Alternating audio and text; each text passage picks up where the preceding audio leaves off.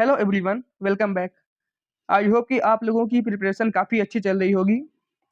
अगर आप एटीसी 2025 में अपीयर होने वाले हैं तो आपके लिए ये वीडियो बहुत ही ज़्यादा हेल्पफुल हो सकता है।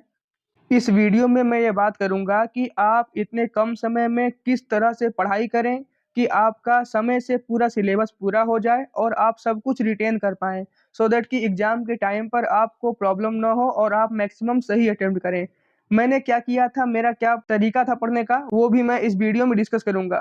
किसी भी सब्जेक्ट को पढ़ने के लिए मैं क्या करता था, मैं उसे 4 स्टेजेज़ में बाँट लेता था। जितना भी मेरे पास टाइम होता था, मैं उसे 4 स्टेजेज़ में बाँट लेता था और उसको वन बाय वन एक-एक स्टेज को कवर करते हुए चलता था। तो सबसे पहले चलिए देख लेते हैं कि वे 4 स्टेजेज़ क्या हैं, फिर मैं उन सभी स्टेज को डिटेल में एक्सप्लेन करूँगा।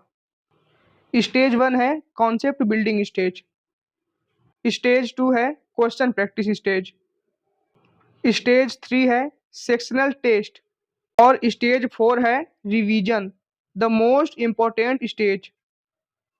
तो चलिए अब हम वन बाय वन सभी स्टेजेस के बारे में डिस्कस कर लेते हैं कि आपको किस तरह से पढ़ना चाहिए। तो सबसे पहला स्टेज है कॉन्सेप्ट बिल्डिंग स्टेज। इसे समझने के लिए हम एक एग्जांपल लेते हैं। मान लीजिए आपको सेट पढ़ना है, तो आप किस तरह से इसे अप्रोच करेंगे। देखिए, सबसे पहले आप एक सब्जेक्ट में जितने भी चैप्टर्स हैं, टॉपिक्स हैं, उन्हें वन बाय वन टैकल करेंगे और उस टॉपिक को किस तरह से अप्रोच करेंगे, उसके लिए मैंने ये 4 स्टेजेस में डिवाइड किया है। तो फॉर एग्जांपल अगर हम सेट की बात करें, तो आपको कॉन्सेप्ट बिल्डिंग में क्या करना है, आप या तो इसका वीडियो देखेंगे यूट्यूब पर, या फिर आप खुद से किसी बुक से पढ़ सकते हैं, जो आपको सूटेबल लगे, या तो वीडियो या फिर बुक। आप कोई भी एक रिसोर्स फॉलो कीजिए और इसका जो बेसिक कॉन्सेप्ट है उसे समझिए।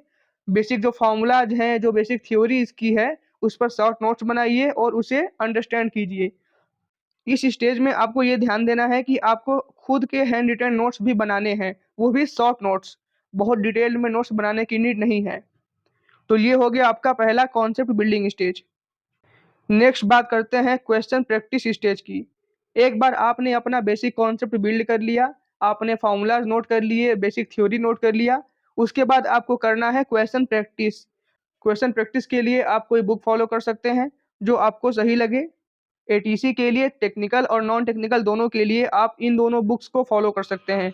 क्वेश्चन प्रैक्टिस के दौरान आपको ध्यान ये देना है कि आपको केवल एमसीक्यू क्वेश्चंस ही सॉल्व करने हैं।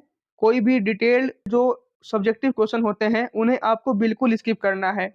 क्वेश्चन प्रैक्टिस के दौरान आपको एक चीज़ ध्यान देना है कि जो भी आपसे मिस्टेक्स हो रहे हैं उन्हें आप एक जगह नोट करते जाइए और कोशिश कीजिए कि नेक्स्ट टाइम वो रिपीट न हो, क्योंकि गलतियाँ तो होंगी ही, लेकिन अगर वे गलतियाँ आप बार-बार रिपीट करेंगे, तो वो आपके लिए प्रॉब्लम कर सकता है।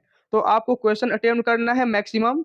अगर आपके पास ये बुक्स हैं, तो आप इनमें जितने भी क्वेश्चंस हैं, उन्हें अटेम्प्ट कर सकते हैं। इसमें पीवाईक्यू भी दिया हुआ है, चैप्टर वाइज़ प्रैक्टिस क्वेश्चन भी दिया हुआ है, तो आप उस तरह से अटेम्प्ट कर सकते हैं। ये हो गया हमारा स्टेज 2।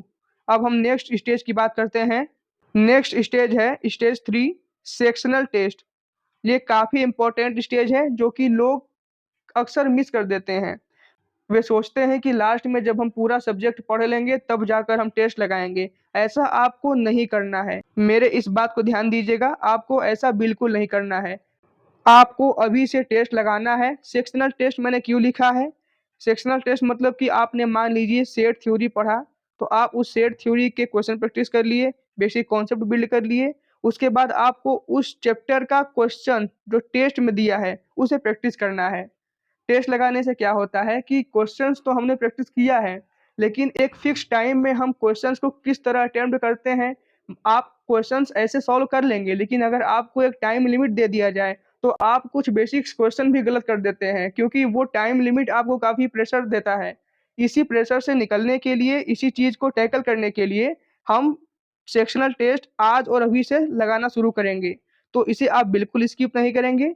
हर चैप्टर के बाद उसका सेक्शनल टेस्ट ज़रूर लगाना है। तो अब नेक्स्ट स्टेज की बात कर लेते हैं। तो स्टेज 4 है रिवीजन, जो कि मोस्ट इम्पोर्टेंट स्टेज है, जिसे अक्सर लोग मिस करते हैं। रिवीजन लोग सोचते हैं कि हम इसे बाद में कर लेंगे, आज कर लेंगे, कल कर लेंगे, लेकिन आपको ऐसा बिल्कुल नहीं करना है। रिवीजन आप 3 तरीके से कर सकते हैं। पहला डेली, दूसरा वीकली एंड तीसरा after completion of the subject. तो डेली आपको रिवीजन क्या करना है, जो आपने आज पूरे दिन में पढ़ा उसे आप एक बार रिवाइज कर लीजिए, देख लीजिए, सो दैट कि आपने जो पढ़ा है वो आपको रिकॉल रहे, भूले ना। फिर आप पूरे वीक तक ये करेंगे और जब एक वीक पूरा आपका हो जाए तो वीकली बेसिस पर जो आपने पूरे वीक में पढ़ा है उसको आप रिवाइज करेंगे। फाइनली जब आपका पूरा सब्जेक्ट कंप्लीट हो जाता है तो आप एक बार फाइनल उसका कंप्लीट रिवीजन करेंगे। इस तरह से आप 3 स्टेप्स में रिवीजन करेंगे और आज और अभी से करेंगे, बाद के लिए कुछ नहीं छोड़ना है। लास्ट टाइम में हमें इतना प्रेशर होता है कि हम ज़्यादा रिवीजन भी नहीं कर पाते, हम बस सिलेबस कंप्लीट करने में लगे रहते हैं। तो इसलिए आपको अभी से ये सब चीज़ें लेकर चलनी हैं। तो आज की वीडियो में बस यही था। मैंने 4 स्टेज जो मैंने बताया था वो आप एक बार फिर देख लीजिए। Stage 1 concept building stage, stage 2 question practice stage, stage 3 sectional test, stage 4 revision stage. इन 4 स्टेजेस को आप फॉलो कीजिए, स्टेप बाय स्टेप पढ़ाई कीजिए। आप देखेंगे कि जब आपका एग्ज़ाम पास होगा तो आप काफ़ी कंफर्टेबल फील करेंगे, आपको कोई किसी प्रकार का प्रेशर फील नहीं होगा और आप आराम से इस एग्ज़ाम को क्लियर कर लेंगे। सो आई होप कि आप लोगों को ये वीडियो अच्छा लगा होगा। तो आज की वीडियो में बस इतना ही रखते हैं, मिलते हैं नेक्स्ट वीडियो में। तब तक आप लोग पढ़ाई करते रहिए। जय हिंद।